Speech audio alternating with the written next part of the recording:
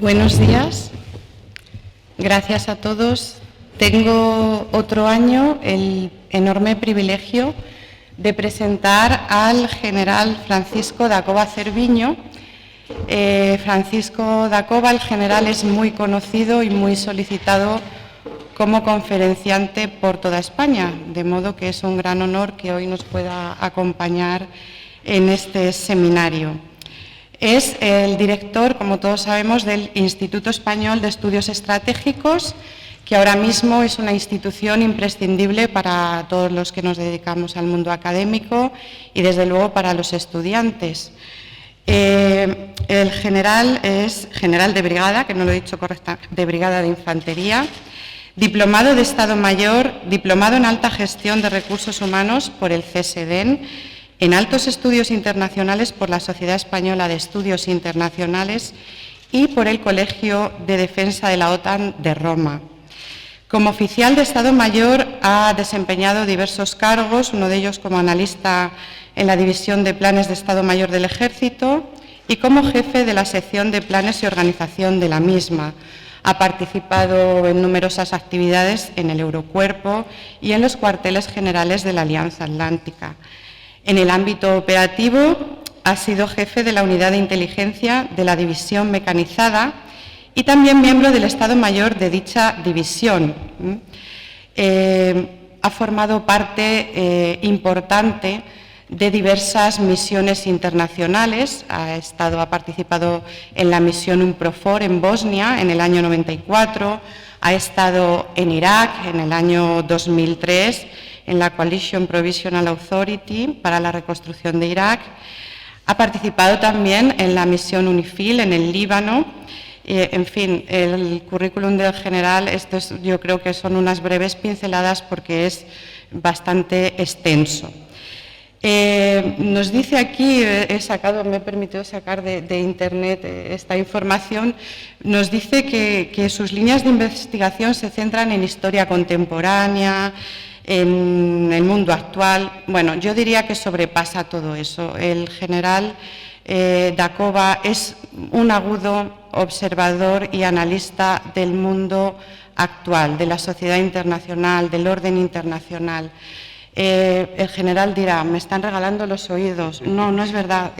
Lo primero que hice cuando comencé las clases este año fue decir a mis alumnos que leyesen al general da Cova, Un verano que no augura nada bueno, una reciente publicación de él que nos dejaba ya todo el panorama dibujado de cómo estaba en este momento el mundo actual. Bueno, y sin más, para que disfruten de su conferencia, le cedo la palabra y le doy de nuevo las gracias por acompañarnos. Muchas gracias. Muchas gracias a ti, profesora, y además hemos coincidido en ocasiones anteriores y es para el placer es mío. No sé si los micrófonos están... Eso es. Perfecto. Veo que, no sé, hay una pequeña problema en el cibermundo, el problema de la compatibilidad de las familias de los programas nos impide ver una foto ahí. Debería aparecer una foto muy de actualidad, lamentablemente, ¿no? Que sería la de una familia despidiéndose en un tren en la estación de Kiev, en la que se ve como parte de la familia se queda a combatir y el resto de la familia con los niños tiene que abandonar el país.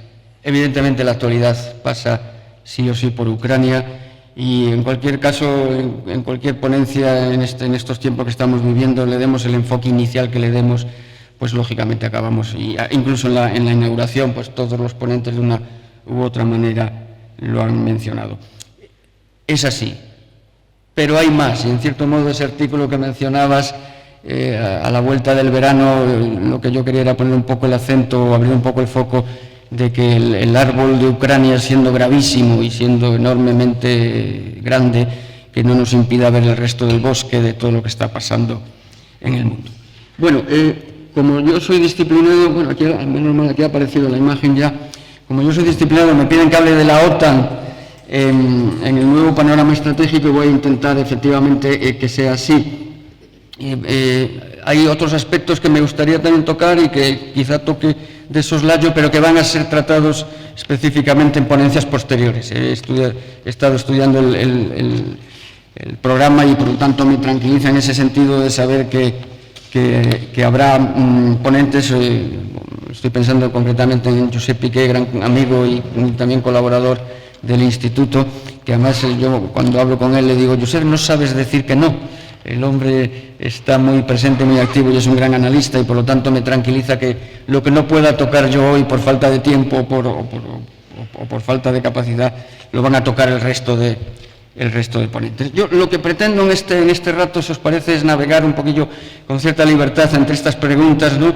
De dónde vienen, con el foco puesto en la OTAN, como se me pide, pero en general de dónde venimos, dónde estamos y quizá lo más importante, ¿no?, que es hacia dónde puede parecer que vamos, si es que alguien se atreve a aventurarse en ese mundo proceloso de la prospectiva, que en estos momentos es realmente una actividad de riesgo. La OTAN, el recorrido de la OTAN básicamente se puede partir en dos mitades, por decirlo simplificando mucho. Es la OTAN durante la Guerra Fría y la OTAN después de la Guerra Fría, después de la caída del muro de Berlín. Ahí tenéis un brevísimo y esquemático resumen. Hay 4 conceptos estratégicos. ¿Qué es el concepto estratégico de la OTAN? Quizás sea lo primero que habría que comentar muy brevemente. Los expertos suelen decir, la gente del mundo dice que el Tratado de Washington, del que hablaremos, porque en el Tratado de Washington está la clave de algunas de las dialécticas o discusiones que están ahora sobre la mesa y que han estado sobre la mesa en la Cumbre de Madrid. Los expertos dicen que el Tratado de Washington es como la Biblia y los conceptos estratégicos son el catecismo, que nos dicen cómo hay que cumplir los mandatos de la Biblia, ¿no? Bueno, pues en los conceptos estratégicos, pues básicamente, muy simplificadamente, porque no tiene ahora mayor trascendencia, ha habido 4 conceptos antes del colapso de la Unión Soviética. Os podéis imaginar qué naturaleza tenían, y ha habido 4 conceptos posteriores, el último de ellos, efectivamente, el de Madrid. Antes del 91, bueno, la Guerra Fría, muy brevemente, pero es bueno contextualizar y saber de dónde venimos, como os decía al principio. La Guerra Fría, la amenaza nuclear, la destrucción mutua asegurada. Afortunadamente, la disuasión nuclear en aquellos momentos funcionó. Ahora vuelve a estar sobre la mesa la disuasión nuclear y la duda es si funcionará una vez más o no. Eran tiempos, después cae el muro, esta segunda parte o segunda fase, segunda mitad de los 73 años de historia de la Alianza Atlántica se inician con aquellos momentos de ilusión desbordada en el panorama internacional. Eran los tiempos del fin de la historia. ¿Cuántas veces se ha mencionado a Fukuyama y su famoso artículo, luego el libro sobre el fin de la historia y el último hombre, ¿no? La democracia vencerá, ha vencido ya, la democracia se extenderá, no os preocupéis por China, China conocerá las mieles y lo dulce que es la libertad y el comercio y comprarse un iPhone y estas cosas, y China se va a democratizar por el simple paso del tiempo y del contagio de la libertad, ¿no? Y de ahí que Clinton en 2001 incluso facilitara, en contra de algunas opiniones, el ingreso de China en la Organización Mundial del Comercio, con todas las ventajas que eso ha supuesto durante estos 20 años para el resurgir económico y social de China. En fin, eran unos momentos que parecía que la paz kantiana por fin tenía su oportunidad, ¿no? ¿Cómo se desenvolvió la OTAN en estos momentos de ilusión generalizada, de distensión con Rusia? Rusia llegó a formar parte, en cierto modo, no a formar parte de la alianza, pero sí llegó a tener sus oficinas permanentes en Bruselas. Ahí tenéis algunas imágenes al respecto, ¿no? Eran unos momentos de distensión generalizada, ¿no? Pero la OTAN, y ahora con la perspectiva del tiempo, ya se comentaba entonces, aunque no se quería decir muy en voz alta, por si alguien levantaba la mano y decía, pero entonces ¿para qué está la OTAN? La OTAN vivió unos años de cierta zozobra o de cierta desorientación o de despiste estratégico, porque realmente el Tratado de Washington, la Biblia, dice lo que dice, y dice que la responsabilidad de la alianza es la seguridad del área euroatlántica, y todo parecía indicar en estos años de bonanza que la seguridad del área euroatlántica no estaba ya amenazada. Por lo tanto, fueron años en los que los sucesivos conceptos estratégicos de esta segunda mitad del recorrido de la Alianza Atlántica pues adolecían, como digo, de una cierta desorientación, ¿no? Entonces, si durante toda la Guerra Fría la Alianza solo tenía una misión, una core task que se llama, que era la defensa, la disuasión y, llegado el caso, la defensa militar del área euroatlántica, pues en estas décadas pues empezamos a inventarnos otras cositas. Y entonces dijimos, bueno, eso sigue vigente, faltaría más. Pero vamos a incluir también entre los cometidos de la Alianza la gestión de crisis y la seguridad cooperativa. Seguridad cooperativa está bien, el partenariado, pues esa foto que veis ahí y otras muchas iniciativas, y eso me parece positivo, pero hay que reconocer que la gestión de crisis no nos ha salido muy bien. Ahí tenéis el caso de Afganistán, tenéis el caso de Libia y tenéis el caso de iniciativas en Oriente Medio y lo que hemos dejado de hacer en los Balcanes. En fin, no, digamos que esas tres tareas principales nos iban conduciendo en medio de esa desorientación estratégica hasta que lamentablemente ha llegado la actual situación de guerra, y me temo que ya de desorientación bastante menos, aunque hay fricciones sobre la mesa atlántica que luego hablaremos. Evidentemente hay una discusión también que una vez que empieza la guerra, la dialéctica de la guerra lo arrasa todo, y los análisis que se venían haciendo y que se pueden hacer, y a título académico están muy bien, que por qué hemos llegado a la situación que hemos llegado, que si la Alianza Atlántica se expandió hacia el este en contra de lo que parece ser que se había dicho o dejado de decir en conversaciones más o menos informales, que si Rusia se sintió amenazada, que los países del antiguo bloque tenían, lógicamente, y tienen todo el derecho del mundo a elegir sus alianzas. El caso es que las tensiones, la distensión que veíamos en la imagen anterior empezó a diluirse, y las tensiones empezaron a crecer, y hay un hecho del que seguramente habréis oído hablar, que es la conferencia de seguridad de Múnich del año 2007, en la que el presidente Putin en Múnich, como digo, por decirlo de alguna manera, da por clausurada la primera fase inicial de su gobierno, en el que incluso colaboró con Occidente en la entrada en Afganistán después de los atentados de las Torres Gemelas y en la lucha contra el terrorismo global. En 2007 el presidente Putin, si me permitís la expresión, da un golpe en la mesa y dice hasta aquí hemos llegado, y pocos meses después de una cumbre de la Alianza Atlántica en la que se le abren las puertas a Georgia y a Ucrania, pues invade parte de Georgia y se anexiona por la vía de los hechos consumados Abjasia y Osetia del Sur. Luego llega Ucrania en 2014, porque yo siempre digo, la guerra de Ucrania no empezó el 24 de febrero pasado. La guerra de Ucrania se remonta por lo menos al año 2014, en el que se anexiona, se invade y se anexiona parte de Ucrania y se incendia en una guerra civil otra buena parte de Ucrania, como es la región del Donbass. Con lo cual nos encontramos con que en este escenario, también desde dentro de lo que se viene a denominar Occidente o Occidente global, o como le queramos llamar, ahora que está tan de moda estas generalizaciones, también dentro de Occidente hemos de reconocer que teníamos nuestros propios problemas, ¿no? Está el tema del Brexit, está el tema de Trump, la OTAN es obsoleta, le contesta el señor Macron diciendo que la OTAN está en muerte cerebral, la desorientación estratégica no hace sino incrementarse, al señor Trump se siente más cómodo entrevistándose en sucesivas cumbres con Putin que reuniéndose en las cumbres con los aliados, como intenta más o menos reseñar esta imagen que veis. Y finalmente, para ir acercándonos ya al presente, si en su momento llegó Trump, pues ahora llegó Biden, ¿no? Y parece ser que del America First estamos en el America's Back. I'm ready to lead, que dijo o dice en repetidas ocasiones el señor Biden. Entonces, claro, los que estamos llamados a ser liderados, nos gustaría que alguien nos preguntara si queremos ser liderados o cómo queremos ser liderados o qué cuota de coparticipación en ese liderazgo queremos. Pero bueno, en cualquier caso, hay que reconocer que, como todo es relativo, si comparamos la administración Biden con la administración Trump, pues en Europa se vivió un cierto alivio que nos duraría poco por la cuestión de la guerra, pero en principio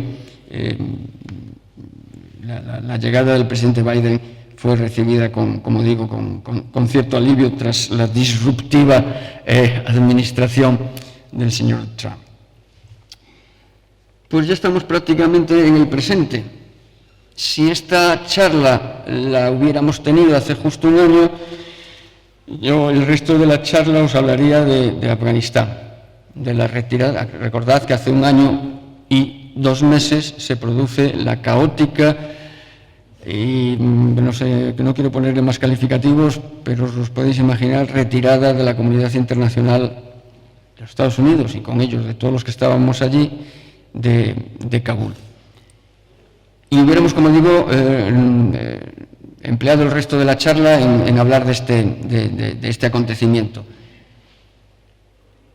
Ha desaparecido de los titulares, pero los problemas en Afganistán siguen ahí. La situación en Afganistán no solo no ha mejorado, sino que ha empeorado, pero lamentablemente vivimos en un mundo en el que los acontecimientos se producen a tal velocidad que no dejan consolidar cualquier aproximación o cualquier atisbo de gestión de una crisis cuando ya surge la siguiente, ¿no? La salida de Afganistán fue un golpe tremendo para la credibilidad de la OTAN y de los Estados Unidos, o de los Estados Unidos y de la OTAN, en el orden que queráis. La salida, la forma en la que la salida en sí, tras 20 años de empeño y millones de dólares y miles de vidas, y la forma en la que se ejecutó esa retirada, como digo, no hicieron sino aumentar todavía más ese despiste estratégico del que hablaba. Pero, evidentemente, también fue interpretado, en este caso por el presidente de Rusia, como una cierta oportunidad, y es comprensible. Después de lo que han hecho estos señores en Afganistán, después de lo que han hecho estos señores, de lo que no han hecho estos señores en Crimea en 2014, esta es la mía. Y eso quizá explica, en parte, algunas de las decisiones del presidente Putin.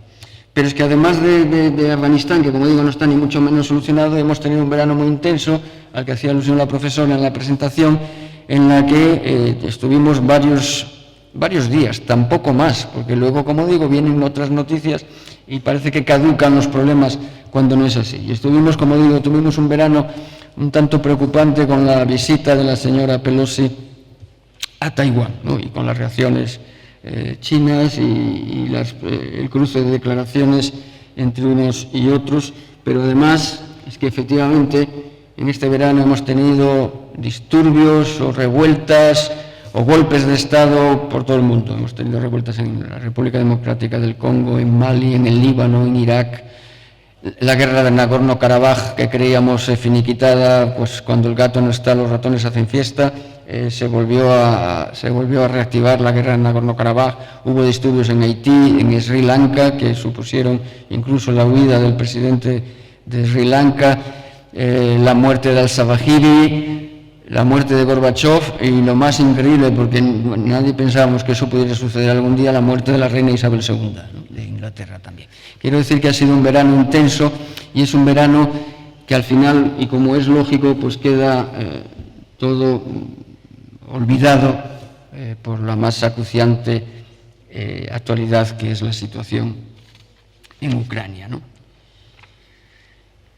Para entender también mejor la evolución de la OTAN, quizá, aunque yo sé que los ponentes, y sobre todo porque lo he oído muchas veces, Josep, Piqué, volverán sobre ello, para comprender mejor la situación, quizá un breve repaso a la situación global y al papel de Europa, que es lo que nos convoca estas jornadas, en dónde estamos de Europa. tenemos que recordar, yo siempre pongo esta imagen porque me parece muy, muy significativa. Este es el mapamundi que ya peino canas y que son naturales, no producto de ningún tinte. Yo cuando era niño, allí en mi Orense natal, en el colegio, lo que teníamos en el aula era este mapa, era el mapamundi, que era incuestionable. Es que veíamos este mapa y decíamos, claro, el mapamundi, el mapa eurocéntrico, producto de los 500 años de historia previos. No hay que rasgarse las vestiduras, es que era así y era absolutamente comprensible. Y sabíamos que allá al fondo a la derecha había algo a lo que llamábamos lejano oriente, para no tener que mojarnos y distinguir a Corea del Sur de Singapur o de Vietnam, ¿no? Lo englobábamos todo en la expresión genérica el lejano oriente. Pues bien, eso ha cambiado no solo por culpa de Trump, que de todo lo que pasa en el mundo no toda la culpa es de Trump, sino que ya previamente con la administración Obama y antes ese pivotaje, como le queramos llamar, del centro de gravedad de la geopolítica mundial se había trasladado al Asia-Pacífico, con lo cual Europa pasaba a ser un escenario, digamos, no voy a decir que de menor prioridad, pero sí de segunda prioridad para los Estados Unidos y, por supuesto, para China, que tenían su punto de contacto directo en el Océano Pacífico. Luego, el mapa actual, el verdadero mapa actual, el que intuitivamente mejor nos sitúa en la situación geopolítica global es este. Es un mapa mundi sinocéntrico o chinocéntrico o pacificocéntrico, como le queráis llamar. Y es que se da la casualidad, no casualidad, de que en ese círculo, en ese pequeño círculo en comparación con el resto del mapa, por dar un dato simplemente, vive más de la mitad de la humanidad.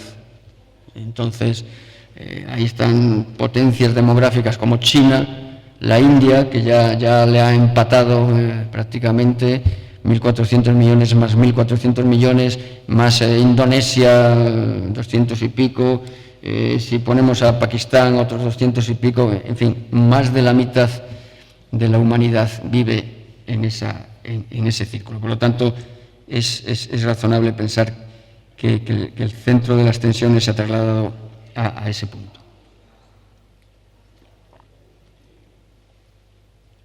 Y resulta que cuando más necesaria es la cooperación y la colaboración internacional para gestionar retos importantísimos y que nos afectan a todos por igual, la proliferación tanto convencional como nuclear, la militarización del espacio exterior, la gestión de los movimientos migratorios masivos, la gestión de las consecuencias del cambio climático, el yihadismo, por supuesto, que sigue ahí. Si seguís las noticias un poquillo, por ejemplo, en Twitter, veréis que todos los días hay matanzas, auténticas matanzas en el Sahel. Parece que ya no llaman la atención. La gestión del crimen transnacional, la gestión de las pandemias.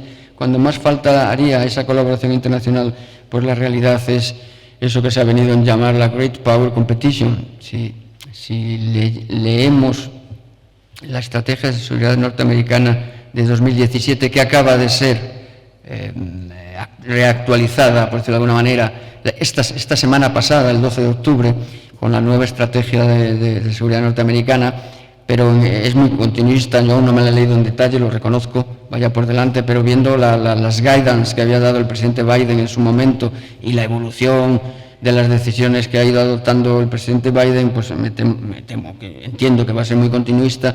En esa del 2017, como os digo, se produce un cambio, un punto de inflexión importantísimo en la orientación estratégica de los Estados Unidos y, por lo tanto, por lo que nos afecta de todos los demás, de todos los aliados, y es que hasta entonces, y desde los acontecimientos de 2001, la primera prioridad, la primera amenaza para los Estados Unidos, y repito, y como consecuencia para todos los demás, por decirlo de alguna manera, era el yihadismo. Bueno, pues a partir de 2017, y los hechos lo han confirmado, y así seguirá siendo, la primera prioridad, la primera preocupación, y por lo poco que he leído de la nueva estrategia, sigue siendo así, la primera preocupación de los Estados Unidos es lo que en esa estrategia se denominó Great Power Competition, y en esta de ahora se da en identificar a China como el principal challenge, el reto, y así lo contempla también el nuevo concepto estratégico. ¿De acuerdo? Luego, esta es la situación, y es una situación en la que, cuando hablamos de Great Power Competition, pues hablamos básicamente de tres actores que muy brevemente, porque no hace falta recordar en qué situación están. Los Estados Unidos, en mi modestísima opinión, están en una situación, y aquí hay gente que ha vivido allí, que me corregirá, o quizá luego en el coloquio os ruego que aportéis lo que creáis conveniente. Estados Unidos está viviendo una situación interna tremendamente preocupante, muy preocupante. Eso lo ha reconocido, ya lo decía el presidente Biden cuando era candidato, y lo ha reiterado una vez que ha tomado posesión. Su mayor preocupación es la situación interna de la sociedad norteamericana, tremendamente fracturada, tremendamente polarizada. Ahora mismo ya se habla casi con naturalidad, y ya a casi nadie sorprende que en los medios de comunicación norteamericanos se hable de posibilidad de colapso de la democracia, o se hable en términos tan duros como de guerra civil, ¿no? Entonces, esto es lo más preocupante, y es una potencia que es todavía la primera potencia, y que lo ha sido además de forma hegemónica en los últimos años, pues siente que desde dentro y desde fuera, pues esa hegemonía y esa preponderancia está siendo cuestionada, y hay que comprender que a ninguna potencia le gusta. Podríamos mencionar aquí el famoso concepto de la trampa de Tucídides, y ver si Estados Unidos siente la amenaza que en su momento sintió Esparta ante el resurgir de Atenas, hoy China, ¿no? El caso es que la situación es la que es, y los Estados Unidos no están precisamente en la mejor posición para gestionar el reto, lo que no quiere decir que los Estados Unidos dejen de ser la gran potencia que son de la noche a la mañana. Lo que pasa es que tendrán que gestionar, no ya impedir el ascenso de China, lo cual es imposible, ya es todo late, ya es too late. Lo que tendrán que hacer, y lo que tendremos que hacer todos, es gestionar la nueva realidad de una China que ya no es emergente, sino que ya es, y de qué manera, emergida, ¿no? Y enfrente, si el enfoque de la charla fuera otro, aquí nos extenderíamos más, pero no quiero extenderme tampoco mucho en esto. Enfrente están, pues como sabemos, China y Rusia y China, que tienen un matrimonio de conveniencia que viene ya de unos años atrás, pero que, como todo matrimonio de conveniencia, no es un matrimonio por amor, y por lo tanto también en algún momento tendrá sus tensiones. De hecho, además de ser un matrimonio de conveniencia, es un matrimonio desigual, en el que una de las partes es realmente la nueva gran potencia, prácticamente a la par con los Estados Unidos, y la otra parte del matrimonio es una potencia en declive, y que además el error de la guerra que ha lanzado en Ucrania va a subordinar a Rusia de una manera todavía mucho más evidente y mucho más profunda a China. Y eso, para un dirigente, o en cualquier caso para un país que sigue teniendo una mentalidad de imperio como es Rusia, pues por no querer subordinarse a Occidente en su momento, cuando se le abrieron las puertas de Occidente, y es comprensible desde su punto de vista, pues va a acabar subordinada de una manera también total a la otra gran potencia, que es China. Yo creo que lo que pasó el 4 de febrero pasado en Pekín, cuando Putin se acerca a ver a Xi Jinping en la inauguración de los Juegos Olímpicos de Invierno, y le vendió, permitidme la expresión, le vendió la moto de que iba a invadir Ucrania, y que en 15 días en Kiev habría un gobierno semejante al de Lukashenko, y por lo tanto Ucrania sería una nueva Bielorrusia.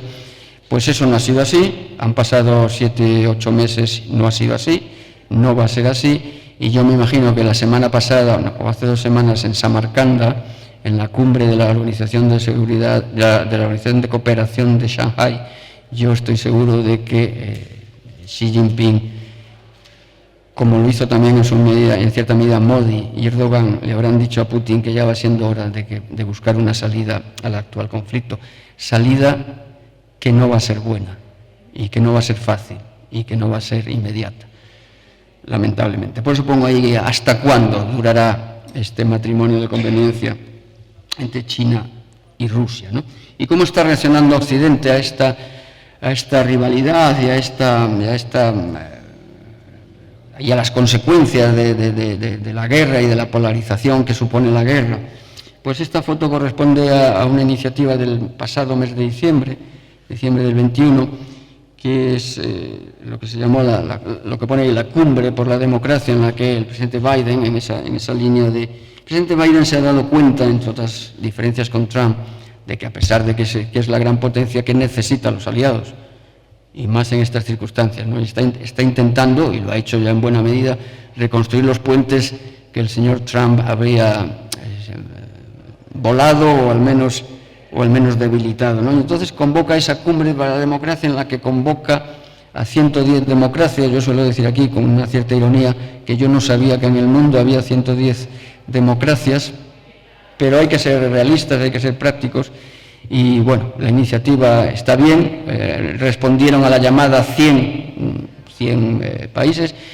Es curioso, si tenéis un ratito, buscad y ved quiénes fueron los invitados, y veréis que entre las democracias del mundo pues está la República Democrática del Congo, o está Irak, que formalmente lo es, o está Kosovo, que como sabéis no existe, para nosotros Kosovo no es una nación, o están las Islas Maldivas, ¿no? Y no estaba invitada, curioso, Turquía, que es un aliado de la Alianza Atlántica, y además un aliado fundamental, un aliado díscolo, un aliado con vida propia, pero un aliado, al fin y al cabo, fundamental. Si hablamos de los tres, por decirlo de alguna manera, los tres grandes, que en realidad son los dos grandes y la potencia regional que le llamó en su momento Clinton a Rusia con gran cabreo por parte del señor Putin, que quiere ser potencia global. Es una potencia regional, pero hay que reconocer, y lo estamos viendo, que con consecuencias globales, ¿no? De hecho, la guerra, pues lamentablemente lo ha puesto de manifiesto. ¿Qué está pasando? ¿Qué tenemos que hacer el resto de países? Pues asumir que el orden multilateral y el famoso Rules-Based International Order está siendo cuestionado por alguien que no lo comparte y que además tiene ya la voluntad y las capacidades y la fuerza para objetarlo, y así, estoy hablando fundamentalmente de China, también hay otros actores, y lo está haciendo con todas sus fuerzas. Hay que estar muy atentos esta semana a lo que pase en el Congreso del Partido Comunista Chino, aunque me temo, no lo sé, que no va a haber grandes sorpresas, pero bueno, va a haber que analizar con lupa y leer entre líneas a ver si es verdad que hay familias o que hay tendencias o no hay tendencias dentro del Partido Comunista. Pero el caso es que estamos en un orden internacional multipolar. El orden basado en las reglas, que eran reglas, ¿no? Es que tenemos que comprenderlo. Era un orden internacional basado en nuestras reglas. Y ahora, como digo, el que puede, el que por fin se siente con fuerza para objetarlo, pues lo objeta. Con lo cual, yo no sé si vamos hacia un mundo bipolar, de nuevo. En cualquier caso sería una bipolaridad imperfecta, una bipolaridad asimétrica, por decirlo de alguna manera, con un bloque más o menos claro, que sería Occidente, ese matrimonio de conveniencia entre Rusia y China, y luego el resto de los actores, entre los que se incluye Europa, objeto de estas jornadas. Tendremos que buscar nuestro asiento a la lumbre o nuestro puesto al sol en este mundo multipolar. Y ese tercer bloque, el resto, si os acordáis, o os lo habéis estudiado, acordar no porque son muy jóvenes, pero si lo habéis estudiado, cuando la Guerra Fría había algo que se llamaba el movimiento de los no alineados, que eran los que pretendían no estar ni con la Unión Soviética ni con los Estados Unidos. Ahora no es que hablemos de los no alineados, ahora se habla de los multialineados, ¿no? Y hay ejemplos muy evidentes como el de la India, que si hubiera tiempo podríamos analizarlo, o actitudes tan peculiares como la de Turquía, como la de Israel, incluso Israel, que quién iba a dudar hace nada de que Israel iba a tener vida propia al margen, o al menos en la cuneta de la senda marcada por los Estados Unidos. Las monarquías del Golfo, que también hasta hace casi nada incuestionables aliadas y seguidoras de los dictados norteamericanos, no solo no han subido la producción de petróleo, sino que han decidido rebajar en 2 millones de barriles la producción, con gran cabreo, si me permitís la expresión, de los Estados Unidos, ¿no? Entonces, ¿qué papel le queda a Occidente y dentro de Occidente a Europa? Estamos todavía tenemos predicamento global, nos estamos quedando solos. Es pertinente acoger aquí la imagen de las legiones romanas en la formación de Testuz, ¿os acordáis? Ahí con los escudos puestos por delante. Vamos a analizar, y me parece muy significativo, vamos a analizar los resultados de los posicionamientos de toda la comunidad internacional en relación al conflicto de Ucrania, para que podamos sacar nuestras propias consecuencias, ¿no? Se produce la invasión el 28 de febrero, como sabéis, y poco después, de manera inmediata, se convoca la Asamblea General de Naciones Unidas. ¿Por qué todo se dirime en la Asamblea General? Pues porque en el Consejo de Seguridad de Naciones Unidas se sienta con carácter permanente el actor internacional que ha violado flagrantemente la legalidad internacional, con lo cual pues cualquier iniciativa en el seno del Consejo de Seguridad está llamada al veto, cuando menos de Rusia, y si no también de algún otro aliado, ¿no? Por lo tanto, no veréis grandes noticias en el Consejo de Seguridad porque, pues como digo, no tienen mayor recorrido por el veto evidente de Rusia, ¿no? Pero entonces, por eso se juega, como digo, se juega el partido en el ámbito de la Asamblea General. Entonces, el 2 de marzo, una semana después de la invasión, la Asamblea General de Naciones Unidas vota la condena de la invasión de un país soberano por otro país, ¿no? Y el resultado es pues aceptable o positivo, si queremos llamarlo así, ¿no? 141 votos condenan la invasión, solamente 5 la aplauden, lógicamente Rusia, uno de ellos, Bielorrusia, Eritrea, Corea del Norte y Siria, por razones obvias en todos los casos, ¿no? 35 se abstienen, entre ellos China. No sorprende, bueno, tampoco era de esperar que la condenara, aunque no le guste, y 12 no se presentan, para no tener que mojarse, entre ellos Marruecos. Poco después, el 7 de abril, se vota de nuevo en la Asamblea General la expulsión de Rusia del Consejo de Derechos Humanos, también, lógicamente, por lo que estaba ocurriendo y lo que está ocurriendo sobre el terreno en Ucrania, ¿no? Y bueno, ya se empiezan a moderar las unanimidades. 93 países votan por la expulsión, 24 votan en contra, en este caso China vota en contra, 54, no 35, 54 se abstienen y 22 no se presentan para no tener que significarse, entre ellos Marruecos. Y en ese mismo mes de abril, 2 meses después justo de la invasión, el secretario de Estado norteamericano, Austin, convoca en la base norteamericana en Alemania de Ramstein, convoca a los países que estábamos apoyando, digamos, más decididamente a Ucrania, bien mediante sanciones o el apoyo, el envío directo de equipo militar a Ucrania, ¿no? ¿Cuántos países acuden a la llamada para involucrarse en el apoyo a Ucrania en su resistencia a la invasión? 40 países, que son básicamente los de la Alianza Atlántica, los países de la Unión Europea que no están en la Alianza y las democracias del Pacífico. Por lo tanto, ¿qué quiero decir con esto? Como occidentales, el ser conscientes de cuál es la realidad y de que el mundo no es unánime, y mucho menos es unánime en el seguimiento de nuestros postulados. ¿Hacia dónde vamos? Sobre todo desde el punto de vista de la OTAN, que es lo que se comentaba. Sabéis que el evento importante que ha tenido la Alianza este año se celebró en Madrid a finales del mes de junio, que fue la cumbre de Madrid, donde se aprobó el nuevo concepto estratégico. Como os decía al principio, los conceptos estratégicos de la OTAN en esta segunda mitad, los posteriores al colapso de la Unión Soviética, eran unos conceptos estratégicos, pues eso, que navegaban a la búsqueda de una razón de ser para la alianza con no grandes éxitos. Entre las consecuencias, lamentablemente, porque de una guerra ninguna consecuencia es buena, ¿no?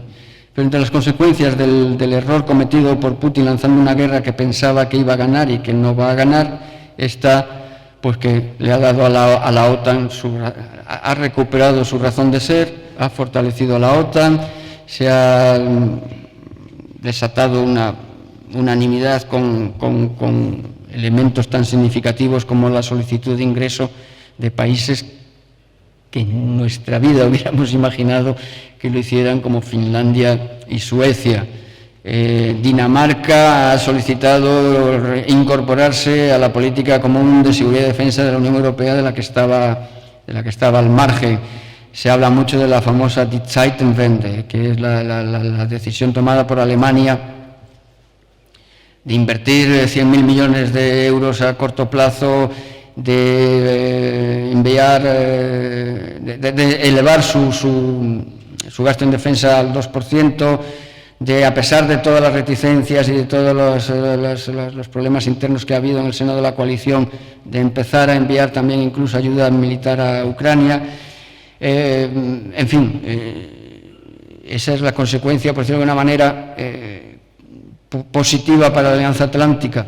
¿Cuál es la negativa desde nuestro punto de vista de países del sur de Europa y países preocupados por la situación no solo en Ucrania, que también, sino en el resto del mundo, por ejemplo en el Sahel y en el Magreb? Pues que mucho me temo que los que llevamos predicando y gritando en el desierto diciendo señoras y señores, sí, el flanco este, sí, y el flanco sur también. Yo no le llamo flanco, yo le llamo frente, porque en el este es evidente que el frente ya es frente, es un frente de guerra, y en el sur, aunque no queramos darnos cuenta o no nos demos cuenta, pues también. Las amenazas, el nuevo concepto estratégico en comparación con los anteriores, a mí me sorprendió en cierto modo, es más corto, o sea, se lee con cierta facilidad, tiene apenas 41 a 42 páginas, que entre lo de siempre y los saludos y estas cosas, el meollo se lee con cierta facilidad y con no mucho tiempo. Sí, un resumen de titulares sería: las amenazas son Rusia y el terrorismo, menos mal que lo pone, y el reto o el desafío, el challenge, es China. Y de esto, si queréis, luego en el coloquio hablamos, porque ¿qué pasa con qué se le ha perdido a la OTAN en China? En el Pacífico, ¿se nos ha perdido algo? ¿No se nos ha perdido algo? ¿Se nos ha perdido a la OTAN o a los países que formamos? Lo podemos ver después, si os parece. Se habla del enfoque de 360 grados, no solo regional. De nuevo, sí, se dice que el sur, efectivamente, que es importante. Yo tengo que verlo porque llevamos muchos años diciéndolo y no viéndolo. Se habla de que hay que estar en el ciberespacio y en el espacio exterior, o sea que el enfoque 360 grados se pretende que sea realmente 360 grados, y luego hay una serie de titulares que ahí me he permitido extractar estos, podrían haber sido otros. El área euroatlántica, de nuevo, no está en paz. China, como digo, es el reto. Hay una frase que es muy controvertida y que da muchos titulares, porque nos afecta directamente a los españoles en el caso de Ceuta y Melilla, la famosa duda: ¿está Ceuta y Melilla cubierta por el tratado? Entonces los que piensan que sí, dicen que hay una frase en el concepto estratégico que dice que la OTAN defenderá hasta la última pulgada del territorio de los aliados. Si esto es así, Ceuta y Melilla obviamente es territorio español, luego es territorio aliado. Luego estamos los que creemos que esto no va a ser tan automático, que ojalá no llegue la ocasión, y yo espero que no llegará, ¿no? Pero que si llegare, en cualquier caso sería cuestión de una decisión política de los aliados, y yo entonces no lo veo tan automático. Ojalá fuera así, pero no lo sé. Y bueno, se mantienen las tres tareas que ya había de la disuasión y defensa, la gestión de crisis y el partenariado, pero obviamente quien vuelve a reclamar todo el interés y toda la prioridad es la defensa colectiva, ¿no? Como no podía ser de otra manera. Hemos hablado, os decía antes, de las consecuencias, por decirlo de una manera, positivas de la guerra y que se reflejan en el nuevo concepto estratégico, y aquí os dejo en versión en castellano y en versión en inglés un cuaderno de estrategia que está a vuestra disposición, por supuesto, como todas nuestras publicaciones en la página web, que hicimos en el primer semestre con la dirección del embajador permanente nuestro en la Alianza Atlántica, el embajador Fernández Palacios, un cuaderno de estrategia sobre, pues eso, sobre el futuro de la OTAN, que es lo que hoy nos convoca aquí. Quiero acabar para que haya diálogo o coloquio, que me parece mucho más interesante que el monólogo. Estamos hablando todo el rato de la OTAN, pero hay 21 países que también somos de la Unión Europea, y a su vez hay algunos países de la Unión Europea que no son de la OTAN. Entonces el otro actor, que en buena parte es el mismo, pero que curiosamente no funciona con las mismas reglas o con la misma suavidad que funciona en el marco de la OTAN, es la Unión Europea. La Unión Europea, sabéis que desde que se emite la llamada Estrategia Mogherini en 2016, pues ha oficializado, por decirlo de alguna manera, un concepto que se venía hablando informalmente, que era el de la soberanía, el de la autonomía estratégica, aunque algunos dirigentes posteriormente y últimamente más incluso empiezan a hablar de soberanía estratégica, wishful thinking en mi modesta opinión. Pero bueno, la Unión Europea también ha tenido, como consecuencia, digo, de ese concepto de autonomía estratégica, su propio proceso de análisis, de creación de un concepto estratégico, pero de la Unión Europea, que se ha venido a llamar la famosa brújula estratégica, ¿no? Esta es una iniciativa que lanza, no casualmente, Alemania en su turno de presidencia de la Unión Europea, y que se tenía que concretar en 2 años para que casualmente coincidiera con la presidencia francesa de la Unión Europea, y eso ocurrió el semestre pasado, y este documento se aprobó en marzo del año pasado. Es un documento mucho más farragoso que el concepto estratégico, tiene muchas más páginas, contiene 70 y tantas medidas que si fuéramos capaces de sacarlas adelante, pues miel sobre hojuelas, pero obviamente 72 medidas de aquí a 2030, una de las cuales más ambiciosas es tener 5.000 efectivos dispuestos. ¿Dispuestos para qué? Porque en ese documento, que está organizado en 4 baskets o en cuatro cestas, que os las pongo ahí: actuar, asegurar, invertir y colaborar con otras instituciones de otros países. La primera, que es la de actuar, lo que los militares entendemos por actuar, eso es cosa mía, el interrogante no está en el documento, lo he puesto yo. Bueno, si la ambición militar de la Unión Europea es tener 5.000 efectivos y no sabemos además con qué grado de implicación, y 5.000 efectivos, poco menos, es lo que tenía yo humildemente a mis órdenes en Badajoz hace 4 años. O sea, nada. Eso no es nada. Pero bueno, hay el subdirector general del Ministerio de Asuntos Exteriores, amigo mío y colaborador en este cuaderno, el señor Selas. Se le preguntó en el coloquio que tuvimos cuando lo presentamos allí en el CSD si él creía que la iniciativa esta iba a llegar a buen puerto o no, y él, como buen diplomático, respondió: es un proceso que había que hacer. O sea, está bien que la Unión Europea por lo menos haga el proceso y se plantee y se enfrente a la realidad.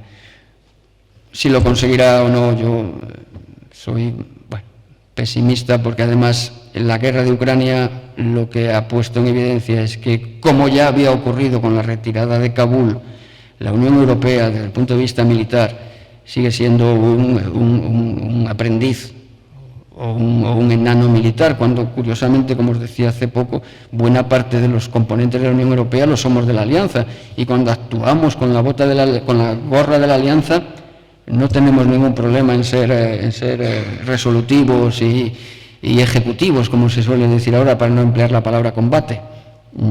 Nosotros también estaba en la brigada yo cuando se despliega el primer contingente a Letonia, y desplegamos un contingente de combate. El contingente que tenemos en Letonia es un contingente acorazado, como nunca antes se había proyectado, ¿no? Sin embargo, nos ponemos la boina de la Unión Europea y todos son caveats y todos son limitaciones y las EUTMs ahí están, y el fracaso de las EUTMs se ha materializado nada más y nada menos que con la expulsión de Francia de la francofonía, ¿no? El embajador de Francia ha sido expulsado con una patatica en el trasero, por ejemplo, de Mali. Entonces, la Unión Europea está en un momento en el que nos tiramos de los pelos por no haber hecho los deberes y no haber querido reaccionar a tiempo, y ahora nos vemos que cuando la situación vuelve a ser crítica dependemos de hoz y coz del aliado, del gran aliado, que no pasa nada, no es malo, pero no nos quejemos luego de que una vez más, cuando hay que invertir y cuando hay que hacer frente a la situación actual, la industria europea no va a estar a la altura, pero por tiempo, y habrá que ir al Carrefour de Wisconsin a comprar cuarto y mitad de F-35 y un par de packs de Abrams, ¿de acuerdo? Porque el FCAS, o el nuevo carro de combate europeo, no estará operativo hasta 2040, y el señor Putin ha decidido invadir Ucrania en 2024. Entonces, así está la Unión Europea. Se ha hablado también mucho, y ha causado, lógicamente, inquietud y desasosiego en otros países europeos no pertenecientes a la Unión Europea, el entusiasmo con que algunos de los aliados y algunos de los miembros, sobre todo los países del este de la Unión Europea, están exigiendo que se le permita a Ucrania el ingreso inmediato, por decirlo de alguna manera, en la Unión Europea. La Unión Europea ha tenido un proceso de expansión que, en mi modesta opinión, creo que la última vez que se hizo serio fue cuando ingresamos nosotros, y tuvimos que cumplir, como Dios manda, y además yo me alegro de que hubiera sido así, tuvimos que cumplir unos serios y demandantes criterios de ingreso en la Unión para poder ingresar. A partir de ahí hay que reconocer que ha habido ingresos posteriores que no han sido igual de exportables, ¿no? Estoy pensando en algunos países que han ingresado. Claro, a las puertas está Turquía, ya sabemos que lleva ahí muchos años, pero que no va a ingresar, y eso lo saben también ellos, pero están ahí algunos países de los Balcanes, está ahí Georgia incluso, que también tal, y ahora resulta que decimos que Ucrania, que es un país lamentablemente en guerra, que lo primero que habrá que hacer es acabar la guerra, como es lógico, resulta que hay quien dice que Ucrania tiene que ingresar mañana en la Unión Europea. La Unión Europea, en su situación actual, tiene un enorme problema, entre otras cosas, de gobernabilidad, de adopción del procedimiento de adopción, el famoso procedimiento de unanimidad, y ya nadie se corta en decir, otra cosa es abrir la caja de Pandora, que la Unión Europea 27 necesita revisar los tratados. Porque la unanimidad a 27 al final es parálisis o es retrasos enormes, ¿no? Entonces, pensar en ampliarlo no parece razonable. Y una vez más, el señor Macron, que de vez en cuando se le ocurre alguna idea feliz, pues allá en el mes de mayo de este año, en el Parlamento Europeo, presenta una propuesta para gestionar esto. Y dice, miren ustedes, la Unión Europea bastante problema tiene en la situación actual para tomar sus decisiones. Es cierto que hay países en Europa que son vecinos, que son amigos, que son hermanos y con los que hay que llevarse bien. Tenemos que inventar un sistema más o menos informal al principio, y ya veremos cuán de formal en el futuro, para relacionarnos en Europa en el más amplio sentido. Y lanza una idea que denominó la comunidad geopolítica, ahora le llaman ya comunidad política, es igual, europea, para establecer ese marco más o menos institucional de relaciones en el seno de Europa en el más amplio sentido de la palabra. Entonces, esa idea sería más o menos la de, como digo, mantener la Unión como está, abordar, si somos valientes, el tema de los tratados, y entre tanto establecer, digamos, dos círculos concéntricos de relación con el vecindario más inmediato. Uno más próximo, que incluiría a Ucrania, a Moldavia, a Georgia, a los países de la antigua ex-Yugoslavia que todavía no han ingresado, a Islandia y a Noruega, no porque Islandia y Noruega sean casos difíciles, bueno, pero son casos, no están en la Unión Europea, bien, habría que darles también un marco, y un segundo círculo concéntrico más amplio que, digamos, incluyera a todos los demás, y que se reunirían pues una vez al año, una vez cada 2 años, unas cumbres algún tipo de acuerdo, algún tipo de institucionalización, y ahí incluirían a Azerbaiyán, a Armenia, a Turquía y al Reino Unido, que soberanamente ha decidido irse, ¿no?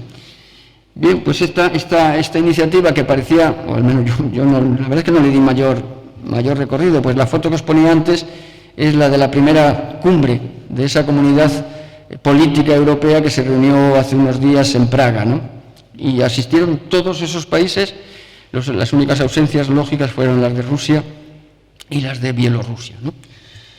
Bueno, pues en ese mundo, en esos parámetros se mueve ahora mismo la Unión Europea y su relación con el resto de países de Europa y, por lo tanto, también incluyendo a los del otro lado del Atlántico, del resto de la Alianza Atlántica. Vamos acabando ya, si os parece. Cuestiones que pongo sobre la mesa. Os hablaba antes, lo ponía así como un flash. Es evidente las tensiones en el Indo-Pacífico. Os hablaba antes del Congreso del Partido Comunista. Ayer Xi Jinping, que tuvo el detalle de hablar solo la mitad del tiempo de lo que había hablado en el Congreso del año 2017, fueron 200 y pico minutos, ayer fueron solo 90 y tantos o 100 minutos, ¿no? Bueno, dijo claramente que quiere la reunificación con Taiwán, como dicen siempre, por medios pacíficos, pero si los medios pacíficos no son posibles, pues no renuncia a hacerlo por la fuerza, ¿no? Luego, si queréis, hablamos de las ventanas de oportunidad, tanto para China como para los Estados Unidos, de solventar ese problema en el Indo-Pacífico. Y aquí viene una cuestión que estuvo sobre la mesa en la Cumbre de Madrid y en las fases previas a la Cumbre de Madrid y en las posteriores, que es el papel de la OTAN más allá de su área de responsabilidad, eso que se viene a llamar la OTAN global, que yo, si lo que quiere decir eso es que la OTAN tiene que mirar al mundo, no puedo estar más de acuerdo, no la OTAN y la Unión y España y cada uno de nosotros, hay que tener visión global, de acuerdo, pero si eso lo que significa es que el Indo-Pacífico es un escenario para la OTAN, entonces ahí ya me sumo a los escépticos, ¿no? Otra cosa es que los estados soberanos, y en ejercicio de su soberanía, como ha hecho Francia, como parece que ha hecho también Alemania, tengan algún gesto más o menos comprometido con esa pseudoarquitectura de seguridad específica que se está construyendo en el Pacífico para afrontar el reto de China. Y estoy pensando en el Quad, la iniciativa cuadrilateral de seguridad en la que participa la India, Japón, Australia y Estados Unidos. Estoy pensando en el famoso AUKUS, estoy pensando en Five Eyes, en la iniciativa japonesa en su momento del Free and Open Indo-Pacific, o estoy pensando en los acuerdos bilaterales muy fuertes que tiene Estados Unidos con Japón, Corea o Singapur, ¿no? Entonces, que en esa, no sé si llamarlo arquitectura de seguridad, o por lo menos esa sopa de letras que hay en el Pacífico, algunos de los países de la OTAN quiera participar a título soberano, perfecto, pero si la OTAN, que suscita plena unanimidad y cohesión cuando habla del área euroatlántica, si nos salimos del área euroatlántica, ya todos son problemas y ya todos son discusiones, porque estamos hablando también de que una Europa más fuerte en temas de seguridad sería una Europa en mejores condiciones de hacerse cargo de su entorno geográfico inmediato, que casualmente es el más incendiado del mundo. En torno a Europa está la práctica totalidad de los conflictos armados y de los puntos de tensión: Sahel, Cuerno de África, Oriente Medio, Cáucaso, Balcanes, Bielorrusia, Ucrania. Si estamos diciendo que es la Unión Europea la que tiene que hacerse cargo de su entorno inmediato, y parece lógico, y además se rompe un tabú que hasta hace poco era innombrable, ¿cómo que la Unión Europea, una potencia militar? Ni hablar, nada de duplicidades, nada de... Bueno, pues ya se admite que un cierto reparto del trabajo estaría muy bien. Bueno, pues si para nuestro entorno inmediato asumimos que tiene que ser la Unión Europea y no la OTAN como tal, pues ya me diréis qué no podemos decir para el Indo-Pacífico, ¿no? Un par de reflexiones. De todo lo que yo he dicho, a mí me preocupa y lo reitero, y me vais a llamar pesado, pero el que se alegre de que a los Estados Unidos le vayan mal, me parece que tendría que pensárselo dos veces. A mí me preocupa mucho la situación de Estados Unidos. El mes que viene hay elecciones de midterm y habrá que estar muy atentos.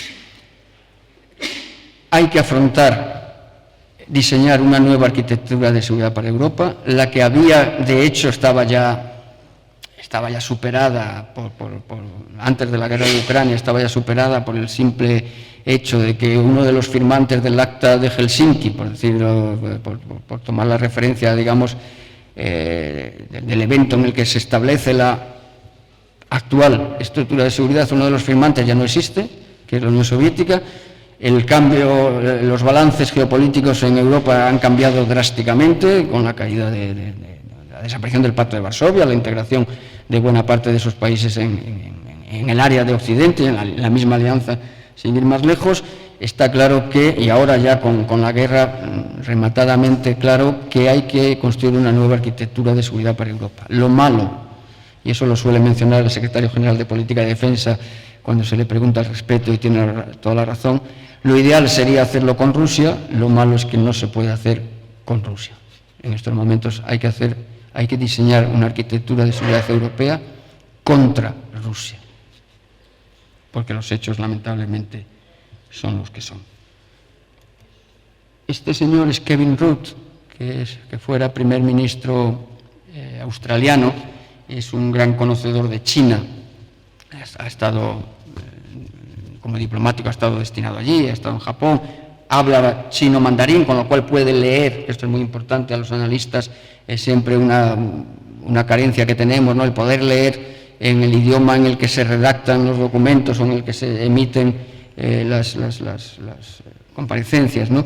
Y este hombre dice que ese plazo del que teóricamente se hablaba en China del año 2049 como centenario de la fundación de la República Popular para haber alcanzado todos sus objetivos y la reunificación con Taiwán y tal, este hombre es de los que creen que la ventana de oportunidad se está cerrando, y él cree que será en esta década de los años 20 en la que ya estamos, cuando habrá que dilucidar y a ver en qué términos esa rivalidad entre los Estados Unidos y China en el Indo-Pacífico, ¿no? Y como os decía antes, una fecha importante es esa que veis ahí. ¿Qué va a pasar el 5 de noviembre de 2024? Pues que habrá elecciones en los Estados Unidos. Y entonces el 6 de noviembre, bueno, allí cuentan más despacio, a lo mejor hay que esperar un poco más, pero el 6 de noviembre tendremos hasta ahora dos certezas, yo no sé si seguirá siendo así, y una incertidumbre. Las dos certezas son que el presidente de China y el secretario general del Partido Comunista Chino será Xi Jinping. El presidente de Rusia, yo hasta ahora lo decía con mucha seguridad, ahora no lo sé, pero bueno, si no pasa nada extraño, el presidente de Rusia seguirá siendo Putin, pero no sabemos quién será el presidente de los Estados Unidos. Si volverá a ser Trump o alguien parecido a Trump, si Kamala Harris parece que ya no cuenta, Biden está muy mayor, en fin, no lo sabemos. No sabemos tampoco quién va a ser el próximo presidente de Francia. Estáis viendo lo que está pasando este fin de semana en Francia. Habéis visto, ha habido elecciones en Italia. Estáis viendo lo que está pasando en el Reino Unido, que van de desastre en desastre. En fin, enorme incertidumbre.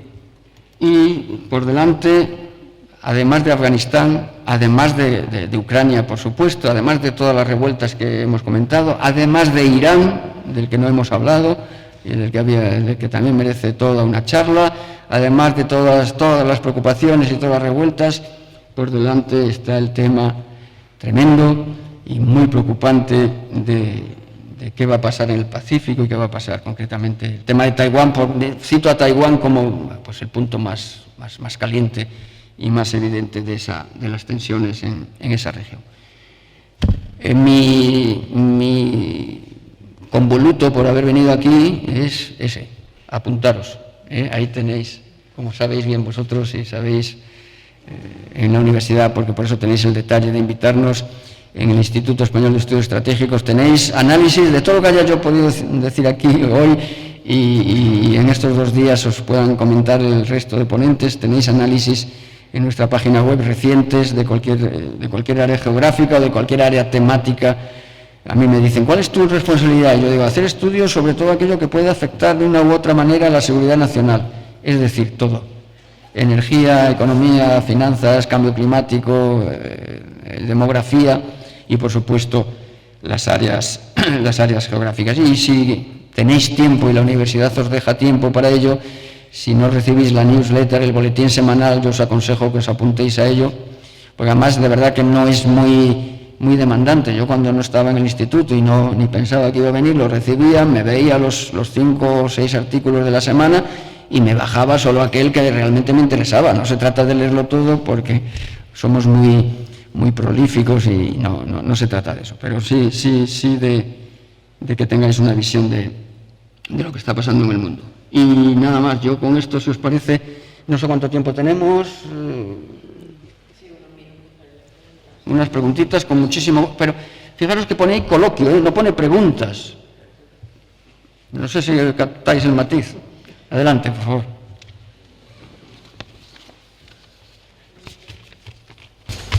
Yo quiero preguntar algo, pero quizás no tiene que ver tanto con el tema de la charla de la ponencia, sino con nuestro papel respecto a esto, porque cada vez que viene alguien relacionado con el instituto, a mí sí que me gusta preguntar cuál es nuestro papel, porque nosotros con nuestra carrera a día de hoy no podemos entrar a oficiales o a servir al ejército en el ámbito geopolítico, que hay mucha gente que le gusta la carrera.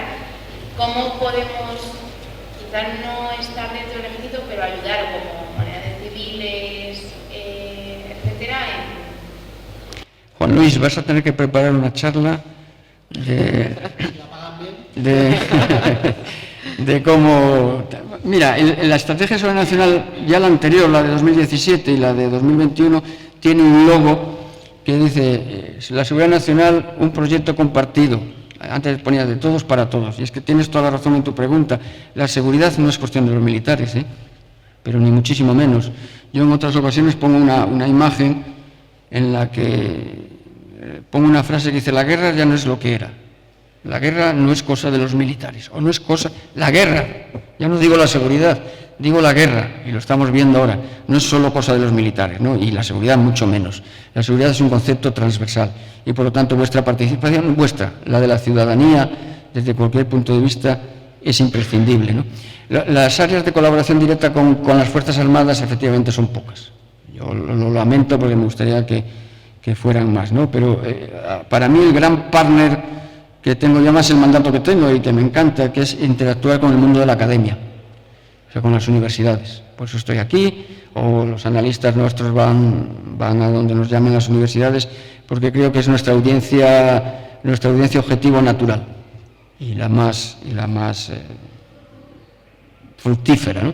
A mí me gusta mucho, y también se ha mencionado aquí, me parece por lo tanto muy bien interactuar también con el mundo de la empresa, con el mundo de la economía, sobre todo en esta crisis energética, como decía el rector en sus palabras, es fundamental, y hay más campo por ahí, pero en la colaboración directa con las Fuerzas Armadas, me temo que salvo ingresar en las Fuerzas Armadas, no tenemos muchos cauces.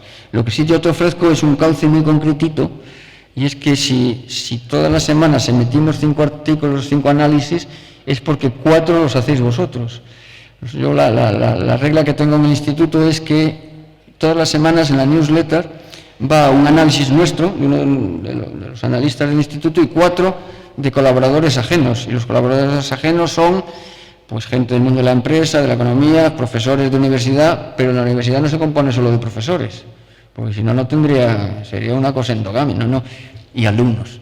Y entonces yo os invito, porque haréis TFMs o TFGs o trabajos que son sin duda interesantísimos, pues aprovechando ese expertise que vais adquiriendo poco a poco, pues que os animéis a escribir y a colaborar, y para nosotros es un placer, ¿no?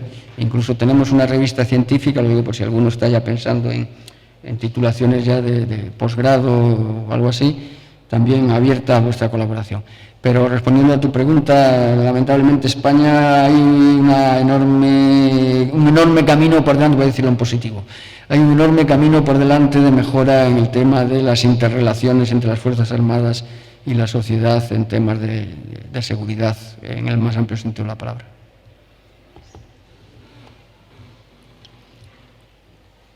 ¿Alguna pregunta?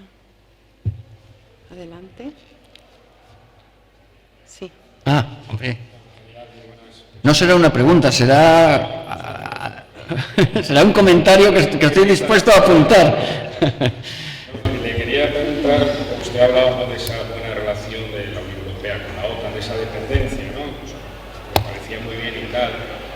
usted mismo estaba señalando esas elecciones de 2024, pero hay otras antes, ¿no? Las de medio término ahora, que le pueden dar la vuelta a la tortilla en caso de que ganara el Partido Republicano pro-Trump. No es tan fácil, es decir, que quizá nos estamos equivocando también, siendo tan dependientes de la OTAN. No hay más remedio en estos momentos, probablemente, pero quizá es una equivocación, porque muy bien, en estos momentos es necesario y tal, pero si estuviera Trump en la Casa Blanca, probablemente todo sería muy, muy diferente. Y luego hay otra cosa que quería comentar, es el otro día estaba con una reunión con el embajador de la India aquí en España. Recuerdo que le pregunté un poco de la posición india sobre el problema de Ucrania, ¿no? Al principio ellos han jugado, ¿no?, esa ambivalencia, luego ya me parece que se están distanciando un poquito, pero no mucho, ¿no?, de Rusia, yo creo que siguen ahí en medio. Y me dijo que tenemos una visión muy eurocéntrica de todo, es decir, que quizá estamos equivocados, ¿no? Eso que llaman ellos el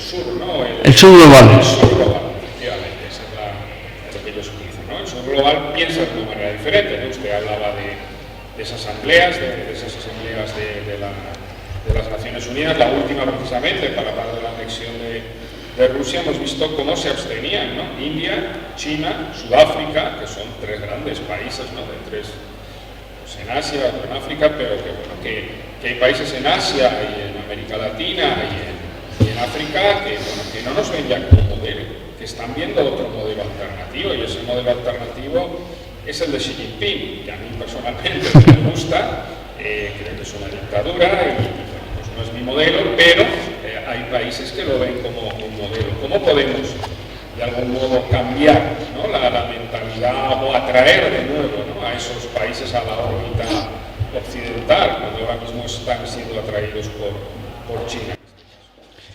Muchas gracias a ti. Además es un placer también seguirte en redes y seguir también tus comentarios y publicaciones y todo esto. Coincido plenamente, yo creo haberlo más o menos anunciado. En Europa nos hemos equivocado. Nos hemos equivocado porque durante muchos años hemos estado tocando el violón en cuestiones de seguridad y efectivamente confiándolo todo al primo de Zumosol, y luego cuando el primo de Zumosol, bien porque viene Trump o bien por cualquier otra circunstancia, yo escribí también un artículo hace algún tiempo que lo titulaba "Europa ya no tiene quien la rapte". Sabéis que el nombre de Europa viene de una leyenda mitológica de las costas de Fenicias o el Líbano, ¿no?, de que el dios Zeus se enamora de una princesa libanesa, hoy llamada Europa, y entonces se convierte en toro, la rapta, se la lleva a Chipre o a Creta. Ya me falla ahora la memoria, y entonces su padre desde la costa de Tiro dice Europa, Europa, y entonces Europa era lo que estaba al este, ¿no? Entonces el dios Zeus raptó a Europa, y los americanos, al acabar la Segunda Guerra Mundial, raptaron, en el mejor sentido de la palabra, a Europa. Los americanos ahora se han buscado una novia más atractiva, en el mal sentido de la palabra, lógicamente, en el Indo-Pacífico.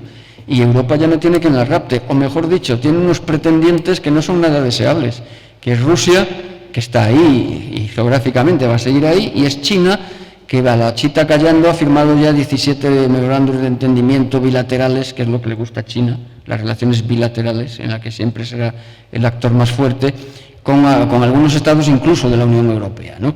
Y entonces ahora nos hemos quedado, y como ya estamos en el coloquio podemos hablar un poquito más, nos hemos quedado colgados de la brocha, y ahora pues nos sale el antiamericanismo y nos salen algunas posiciones que son muy chachis en conversaciones de barra de bar, pero a la hora de la realidad tenemos que mirar para adentro, y como tú apuntabas, el problema que tenemos es que no hemos hecho los deberes a tiempo. Y ahora, efectivamente, ante la urgencia de lo que está pasando, nos damos cuenta de que, ya lo sabíamos y lo vimos en Kabul y no quisimos hacer caso, y ahora efectivamente nos hemos equivocado. Estoy totalmente de acuerdo contigo en que nos hemos equivocado y tendremos que agachar la oreja y seguir dependiendo de Estados Unidos. Estados Unidos no nos lo ha puesto nunca fácil. Cuando la todavía alta representante Mogherini puso en marcha las iniciativas PESCO, que eran unas iniciativas para que la industria europea, pues eso, empezara a desarrollar el FCAS, no sé qué, la plataforma única de combate terrestre y algunas capacidades de mando y control, Claro, eran iniciativas para promover, como es lógico y legítimo por nuestra parte, la industria europea, ¿no? Y entonces dos vicesecretarias norteamericanas, una del Departamento de Defensa y otra del Departamento de Estado, es decir, de Exteriores, le escribieron una carta incendiaria, porque no se puede llamar de otra manera, está en las redes, la podéis buscar, que empezaba diciendo Dear Federica, pero Dear Federica era cuando los Estados Unidos hablan del 2% de gasto militar, no lo hacen para que se lo gasten ustedes entre ustedes, no lo decían así, decían, no vemos que entre aliados sea razonable que se inicien proyectos en los que se veta la entrada de aliados, es decir, porque las iniciativas PESCO nacieron como iniciativas netamente europeas, luego por esa presión norteamericana se han abierto a una cierta participación de otros aliados, ¿no? Lo que quiero decir con esto es que los americanos tampoco nos lo han puesto fácil, pero hemos de reconocer que nosotros tampoco nos hemos puesto las pilas y ahora lo estamos pagando. Me alegra que menciones el caso de la India, porque nosotros también, el embajador de la India, como mencionas, lleva relativamente poco tiempo, pero es muy proactivo. De hecho, también nos ha pedido a nosotros una entrevista, estuvimos compartiendo un café con ellos, e igual que tú le preguntabas eso, nosotros también le preguntamos y la vuestra dependencia de Rusia, porque lo que está haciendo la India es jugar con puro realismo. No nos gustará, porque nos gustaría que el mundo fuera el de Alicia en el País de las Maravillas, pero no es así, ¿no? Entonces, la India tiene una enorme dependencia de Rusia en temas de armamento, porque tradicionalmente ha sido su casi único proveedor.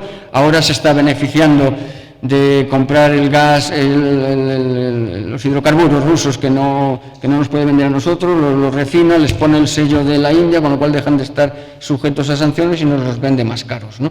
Ese es el papel que está jugando la India, al mismo tiempo que tiene problemas tradicionales con China y con Pakistán, y al mismo tiempo que quiere participar cada vez con más ímpetu en las iniciativas de seguridad, eso sí, en el Pacífico, como el Quad, ¿no? Y entonces la idea que nos vendió a nosotros el embajador en este sentido, en cierto modo coincide con la que tú mencionas, ¿no? Es la de decir que esa dependencia la quieren diluir. Aquí todo el mundo se ha dado cuenta de que el síndrome de las mascarillas que solo se vendían en China es aplicable a otros escenarios, a otros materiales y a otros actores.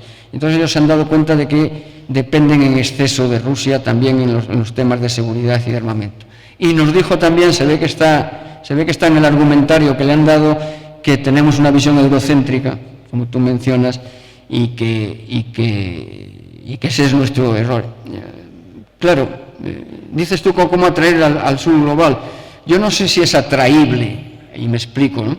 Quizá el error que hemos cometido los occidentales es el de pensar que como nuestro modelo nos gusta, como tú me mencionabas, a mí el que nos gusta es el nuestro, no el chino, faltaría más, y hemos estado mucho tiempo pensando que nuestros criterios y nuestra forma de ver las cosas es generalizada y que todo el mundo tendría que estar happy de la muerte, de ser demócrata y de ser liberal y de tener iPhone, ¿no? Y entonces yo siempre cuento una anécdota. La Universidad Politécnica de Madrid tiene un acuerdo con la Universidad de Shanghái de intercambio de profesores. Y uno de estos profesores de la Universidad Politécnica estuvo en Shanghái 2 años. Cuando vuelve, nos reunimos, porque le conozco y tal, colabora a veces con nosotros, tomamos café, y era cuando, ¿os acordáis aquella polémica o aquella de que China había llenado, y está exportando incluso, había llenado las calles de cámaras de reconocimiento facial para el control de la población y para que no se le escape nada? Y el tema de Xinjiang, y el control de la población uigur, y el tema del carné por puntos, pero no el carné por puntos de conducir, sino el de buen ciudadano, que por si no lo sabéis, quiero decir que tú como ciudadano partes de 10 puntos y si te saltas un semáforo te quitan 1 y si cometes un delito te quitan 3 o lo que sea, y luego lo recuperas o no lo recuperas, ¿no? Y entonces si tú vas a pedir una hipoteca en China, te miran el carné, porque es obligatorio enseñarlo, y tiene usted 9 puntos, bueno, usted es un buen chino, concedida la hipoteca, casi sin aval. Pero, usted solo tiene 6 puntos, usted no puede comprar un billete de avión, porque no es usted un buen chino, ¿no? Y entonces yo le decía a este compañero español, profesor español, digo, pero ¿cómo es posible que la sociedad china, que dentro de lo que cabe tienes acceso a lo que pasa en el mundo, más o menos, pero bueno, y me dice, yo esto mismo se lo planteé allí en el ámbito de la universidad a locales de allí, a más gente, no digamos de una persona en la calle, a sus compañeros profesores. Y cuando le planteaba lo mismo, la respuesta que me dieron es: pero qué cosa más natural que premiar a los buenos y castigar a los malos. Y claro, dice, me quedé sin argumentos. Se acabó la conversación. ¿Cómo le contraargumentas a eso, no? Con esto lo que quiero decir es que nuestra mentalidad, pues no es la mentalidad confuciana, o no es la mentalidad de otras sociedades. Lo que habrá que hacer es hacer una cura de humildad, ser un poco más cínicos de lo que éramos, y en esa cumbre de las democracias invitar a la República Democrática del Congo.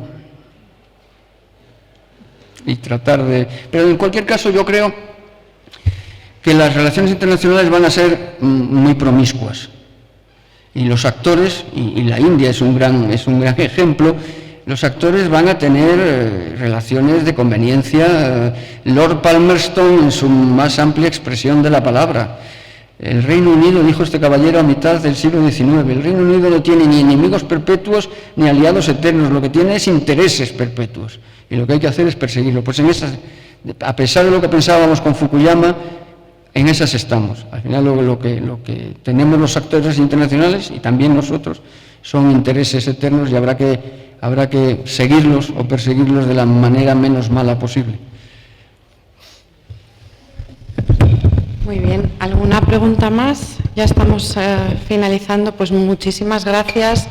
El general sin duda ha tejido un tapiz completísimo del orden actual, de la situación, que es muy peligrosa, es un orden que nos va a tener en vilo, y esperemos, bueno, pues que Occidente pueda remontar un poquito, ¿no?, esta tendencia, estos ligeros signos de declive. Muchísimas gracias, general. Gracias. A vuestra disposición. Gracias.